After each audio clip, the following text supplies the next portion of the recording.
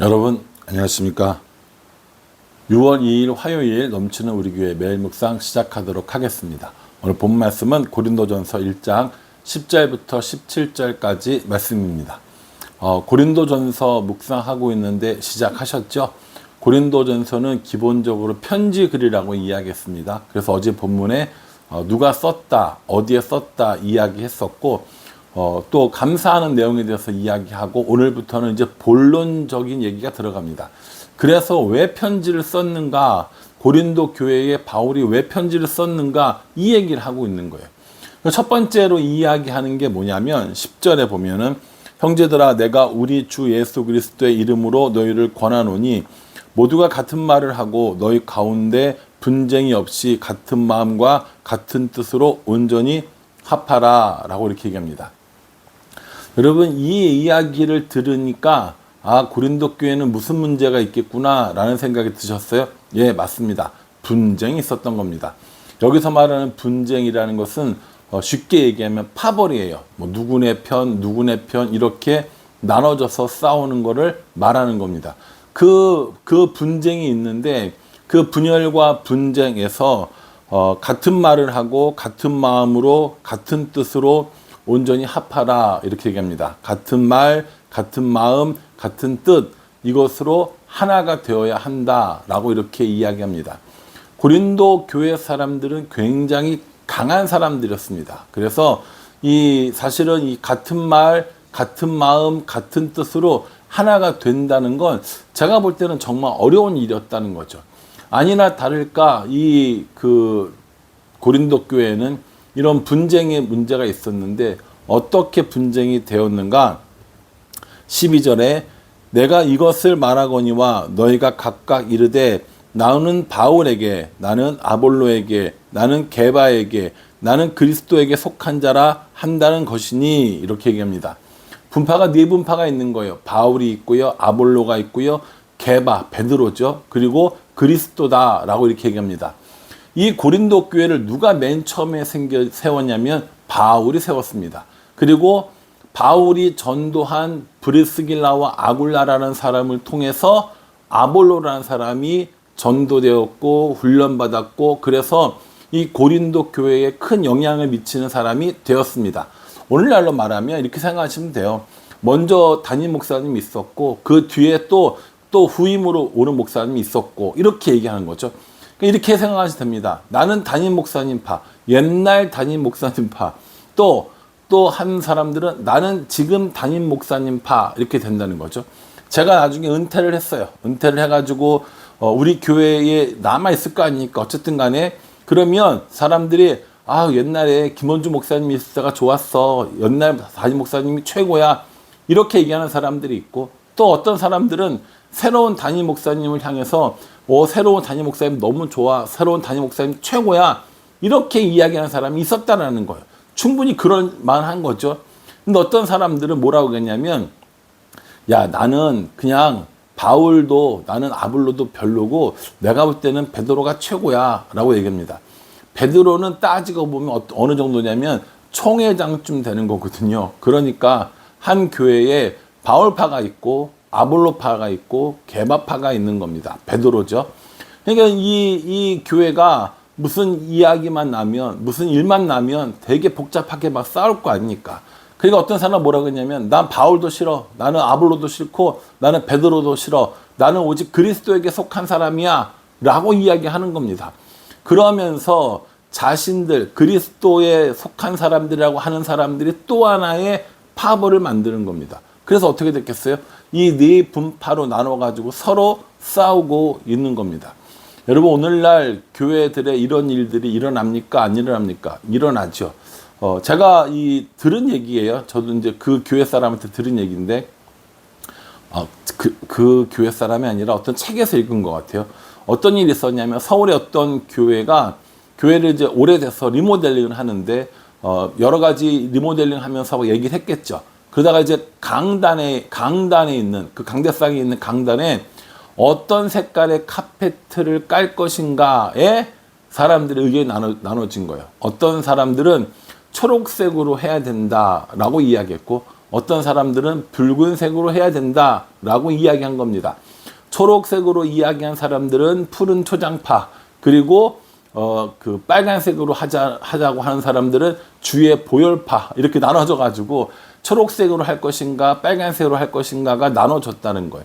그래서 결국 그 교회가 두 교회로 분열되어진 이런 사건이 있었다라고 하는 이야기를 제가 책에서 본 적이 있습니다. 여러분 생각해 보십시오. 강대상의 바닥의 카페트가 빨간색이면 어떨 것이고 초록색이면 어떨 것이고, 그렇죠?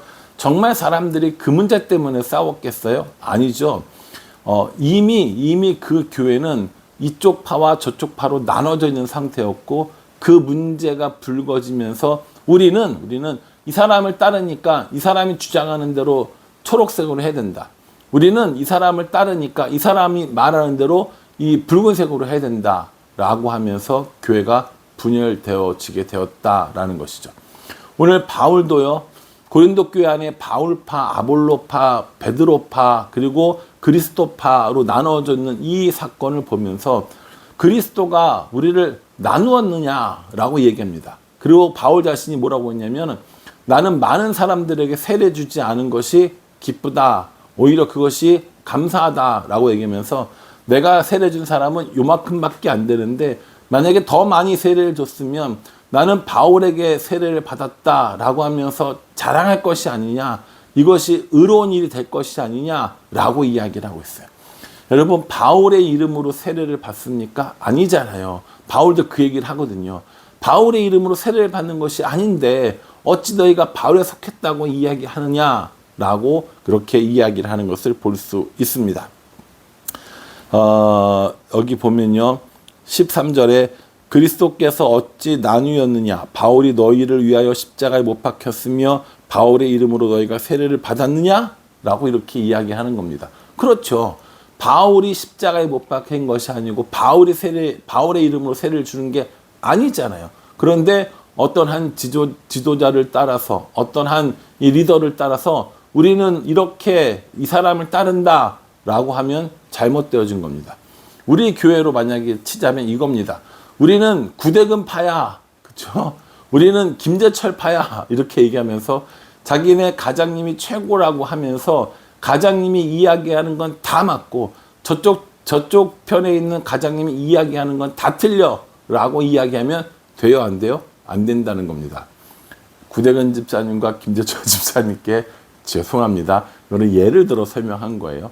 여러분, 혹시 우리 교회 가운데 이렇게 파당이 지어진다면 이거 옳은 일이 아니라는 거죠. 저는 중고등부와 청년부를 맡고 있단 말이에요. 우리 중고등부가 최고야, 우리 청년부가 최고야 하면서 유치부나 초등부를 뭐 이렇게 막 뭐랄까요, 뭐라고 하고 하면 그 교회 학교가 제대로 돌아가겠습니까? 아니라는 거예요. 초등부에 있던 아이들은 언젠가 중고등부 올라오게 돼 있고, 중고등부 올라온 아이들은 언젠가는 청년부가 될 거고요. 청년부에 있던 아이들은 언젠간 구대근 가정교회와 김재철 가정교회로 편입되게 될 것입니다. 그러니까 우리가 누구의 이름으로 모이는 것이 아니라 우리가 하나 될 수 있는 이유는 뭐냐면 예수 그리스도의 십자가만이 우리가 모일 수 있는 공통된 이유라는 거죠. 여러분 생각해 보십시오. 교회는 정말 다양한 사람들이 모입니다. 학력도, 고향도, 그렇죠, 성향도 굉장히 다양한 사람들이 모인다는 거예요. 그 다양한 사람들을 하나로 묶을 수 있는 무언가가 있습니까? 저는 사실은 없다고 생각하거든요. 고향에 따라 모인다던가, 직업에 따라 모인다던가, 잘 사는 사람들끼리 모인다던가, 이런 일이 있으면 교회는 하나 될 수 없습니다. 그런데 우리가 교회 안에서 하나 될 수 있는 유일한 이유는 뭐냐면 오직 예수님밖에 없다는 거예요. 예수님을 믿는 믿음 안에서, 예수님을 통하여서 구원받은 백성으로서 우리가 하나 될 수 있다라는 것이죠. 그래서 바울이 뭐라고 얘기하냐면 우리는 바울파, 아볼로파, 게바파, 그리스도파가 아니다라고 단정져서 이야기를 하는 겁니다. 여러분 어떠세요? 여러분들 신앙생활 하면서 누군가를 잘 따를 수 있습니다. 담임 목사님 저나 가장님이나 누구라도 이제 잘 따를 수가 있단 말이에요. 이렇게 따른다고 해서 사람들끼리 자기네들끼리 모여서 당을 짓거나 자기네들끼리 의견을 모으거나 이러면 안 된다는 거죠. 이제 우리 교회는 얼마 안 있으면 장로 이제 임직 선거를 하게 됩니다. 장로님이 이제 2분이 더 뽑힐 거예요. 그리고 장로님이 3분이 있어요. 저까지 4명이라고 칩시다. 그러면은 김원주파, 이은석파, 유광석파, 문철영파 이렇게 하면 교회가 복음을 위하여 나아가는 길이 가능하겠습니까? 저는 불가능하다고 생각합니다. 그러니 여러분, 이 고린도 교회의 모습을 보면서 우리들의 모습을 봐야 돼요. 그래서 우리는 지금 어떻게 하고 있는가라는 겁니다. 저도 장로님도 유광석 집사님이나 문철영 집사님도 다 성격이 정말 다릅니다. 여러분들 다 아시잖아요. 성격이 다름에도 불구하고 한 교회에 모여서 한 그리스도 이름으로 우리가 하나 될 수 있는 건 정말 그리스도의 십자가밖에 없다라는 사실입니다. 그래서 저는 이 고린도 교회의 이 바울이 전해준 이야기를 통해서 우리도 다른 것들로 하나 되는 것이 아니라 목사님 파, 등등등등 무슨 파, 나는 누가 제일 좋아 이게 모이는 게 아니라 우리 교회의 중심은 오직 예수 그리스도를 통하여서 우리가 구원받은 백성으로서 한 마음, 한 뜻, 한 말, 같은 말을 하는 이런 공동체가 되었으면 좋겠다라는 생각을 합니다. 이거 쉽지 않은 일이죠. 쉽지 않은 일임에도 불구하고 우리가 이 말씀 가운데 깨우쳐서 파당을 지어서 모임을 만들어서 자신들의 세를 과시하는 그런 어리석은 일들을 하지 아니하고 오직 예수 그리스도의 그 십자가 아래에서 한 말, 한 뜻, 한 마음으로 주의 복음을 전하는 일들을 했으면 좋겠다라는 겁니다. 17절에 보면요. 그리스도께서 나를 보내심은 세례를 베풀게 하려 하심이 아니요 오직 복음을 전하게 하려 하심이로다. 말의 지혜로 하지 아니함은 그리스도의 십자가가 헛되지 않게 하려 함이라 라고 얘기합니다.